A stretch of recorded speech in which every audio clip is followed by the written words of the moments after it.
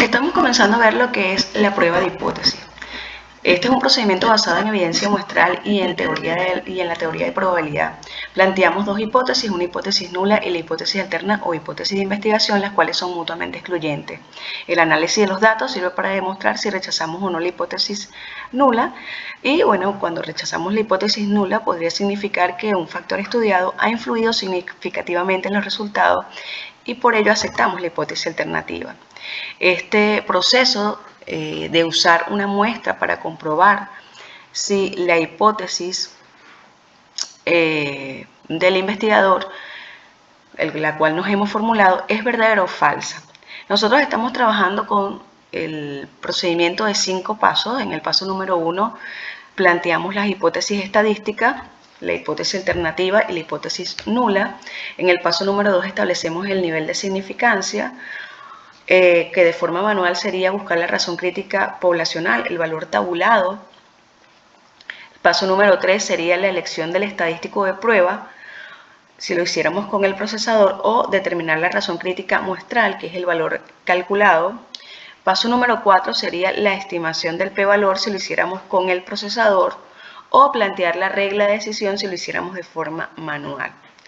Y finalmente el paso número 5, que es tomar la decisión, es decidir a qué conclusión llegamos en función de la evidencia estadística.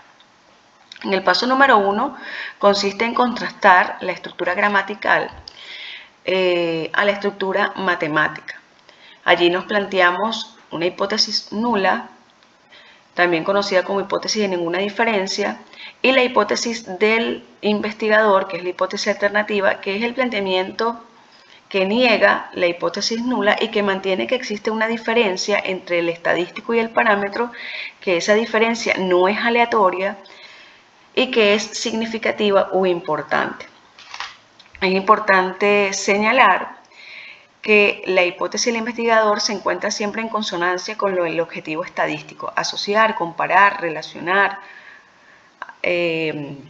correlacionar, concordar. En este paso identificamos el parámetro de interés y establecemos entonces las dos hipótesis. En el establecimiento de la hipótesis es importante considerar que al momento de presentarla utilizamos la simbología del parámetro y que el contraste puede ser bilateral, que se conoce como a dos colas, o unilateral a una cola. Bilateral si nos planteamos diferencia. Unilateral si nos planteamos aumento o disminución.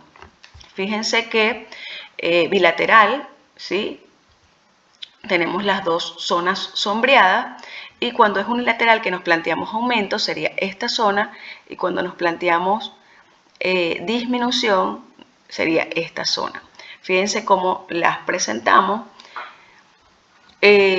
Esta que me plantea ninguna diferencia, aunque ya sabemos que son mutuamente excluyentes. Si esta me plantea que ha aumentado, esta me va a plantear que ha disminuido o que es igual. Aquí lo vemos, las simbologías, pruebas de hipótesis para la media, ¿sí? En la prueba de hipótesis de la media lo que buscamos es comprobar si lo que nosotros obtenemos, hemos evidenciado en la muestra, se corresponde con lo que hay en la población. Fíjense el contraste bilateral, contraste unilateral hacia la derecha y contraste unilateral hacia la izquierda. Tenemos pruebas de hipótesis para la media y para proporción o porcentaje. Normalmente aquí cuando hacemos la comparación utilizamos la simbología del valor de pi, que es la simbología a nivel poblacional. En el paso número 2, establecer el nivel de significancia. Allí lo que buscamos es establecer el máximo error que nos hemos establecido como límite, del cual no debemos excedernos cuando queremos dar por válida nuestra hipótesis. Los más utilizados son alfa 0.05, que sería el 5%, o alfa 0.01, que sería un 1%. Este paso siempre se establece previamente antes de realizar la prueba. En esta sección de la prueba de hipótesis hacemos la representación gráfica, si el contraste es bilateral o unilateral, indicando cuáles son las zonas de aceptación o no rechazo de la hipótesis nula y las zonas de rechazo de la hipótesis nula. Recordemos que toda la curva representa el 100% y en probabilidad 1.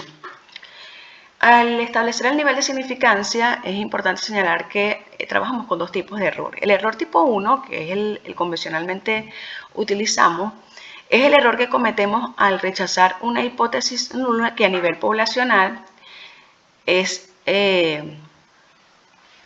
cierta, ¿sí? Por ejemplo, tenemos este caso. Le decimos a la persona que el resultado es positivo y que está embarazado. Es decir, estamos aceptando la hipótesis del investigador y esta a nivel poblacional es falsa. El otro error es el error tipo 2, como beta, y es el error que cometemos cuando aceptamos una hipótesis nula a nivel muestral y esta a nivel poblacional es falsa. Es, por ejemplo, cuando le decimos el resultado es negativo, usted no está embarazada y vemos que la evidencia es totalmente diferente. Entonces, estas representaciones nos sirven para ilustrar los errores que cometemos al realizar una prueba de hipótesis. Si estamos trabajando con una muestra grande, nosotros consideramos que la muestra grande es que el tamaño de la muestra sea 30 o más. Utilizamos como valor de contraste el estadístico de Z. Vean que convencionalmente si trabajamos con un 95% de confianza y el contraste es bilateral, el valor utilizado es 1,96 o 1,960 si trabajamos con 3 decimales. Si el contraste es unilateral, ya sea a la derecha o a la izquierda, utilizamos el valor 1,64 o 1,645 trabajando con 3 decimales. El paso número 3 es la elección del estadístico de prueba. Es cuando decimos cuál es el estadístico que vamos a utilizar. Y eso depende del tipo de estudio, el nivel de investigación, el diseño de la investigación, el objetivo estadístico, la escala de medición de las variables y el comportamiento de los datos. Fíjense que aquí tenemos todas las técnicas estadísticas, hay pruebas paramétricas o no paramétricas, esto dependiendo del comportamiento de los datos. Cuando trabajamos con variables numéricas, verificamos si existe normalidad a través de las pruebas de Kolmogorov-Smirnov o Shapiro-Wilk.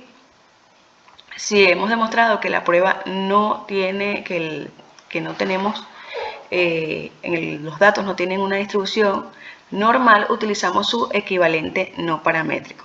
Fíjense que esta tabla es bastante completa. Tenemos según la naturaleza de las variables, si la variable es cualitativa o es categórica, si se encuentra en escala nominal u ordinal o si la variable es cuantitativa y la tenemos en escala de intervalo razón. Fíjense si estamos trabajando con un grupo, dos grupos, más de dos grupos, más de dos medidas de un mismo grupo, más de dos medidas. Entonces tenemos una simbología que utilizamos para identificar cuál es la prueba estadística que deberíamos utilizar. Si estamos probando una hipótesis o queremos determinar que existe asociación o correlación.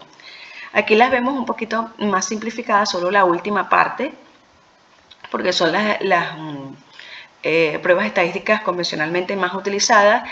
Si queremos comparar grupos y las muestras son independientes, quiere decir que son dos grupos diferentes, entonces tenemos que comprobar que haya normalidad y homocedasticidad, que se conoce como el test de Leven o prueba F o prueba de hipótesis de varianza. Aquí también vemos la misma tablita, simplemente que un poquito más resumido. Igualmente aquí las vemos como un poquito más específicas, pero son las mismas pruebas estadísticas convencionalmente más utilizadas. Tenemos aquí la fórmula si lo hiciéramos de forma manual. Esta es para la elección del error típico de medias, dependiendo si hemos demostrado que las varianzas son diferentes o iguales y tomando en cuenta si los tamaños son iguales o diferentes. En el paso número 4 es cuando trabajamos con el prevalor, que ahorita estamos trabajando con procesadores estadísticos, trabajamos con el Stagraph y el SPSS. Este paso normalmente no se hacía, sin embargo ahorita nosotros podemos conocer con exactitud la cuantificación del error, el cual es un dato que nos ayuda a decidir, a tomar la decisión de si rechazamos o no la hipótesis nula. Si no rechazamos la hipótesis nula es porque las observaciones no han aportado evidencia para descartarla y no porque necesariamente sea cierta. Es importante tomar en cuenta esto. Tenemos el planteamiento de hipótesis si lo hiciéramos de forma manual y cuando trabajamos con el procesador. Como estamos trabajando con el procesador, si nosotros observamos que nuestro p-valor es mayor que alfa, no rechazamos la hipótesis nula. Mientras que como investigadores buscamos que al plantear nuestra hipótesis, el p-valor sea menor o igual al nivel de significancia establecido, y cuando es menor o igual rechazamos la hipótesis nula. Es importante señalar que aun cuando nosotros buscamos que el valor sea menor al plantear nuestra hipótesis, buscamos que sea mayor a 0.05 cuando estamos haciendo las pruebas de normalidad y homocedasticidad. En el paso número 5, nosotros ya tenemos nuestro p-valor y el nivel de significancia que no hemos establecido, y en función de esos valores tomamos la decisión de si rechazamos o no la hipótesis nula. Este es como una tablita de resumen para que vean cuando los contrastes son unilateral a la izquierda, unilateral a la derecha o bilateral. La fórmula que utilizaríamos si el tamaño fuera grande o el tamaño fuera pequeño, si lo hiciéramos de forma manual.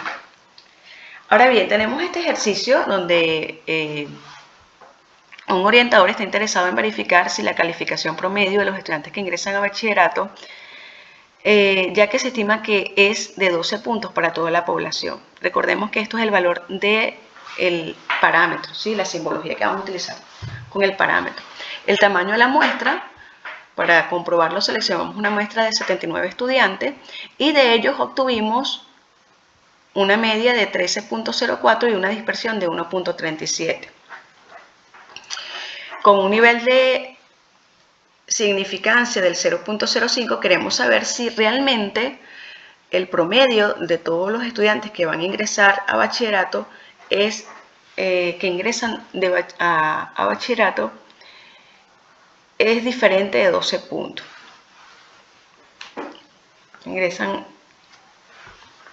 Es diferente de 12 puntos. ¿Cómo hacemos para comprobarlo?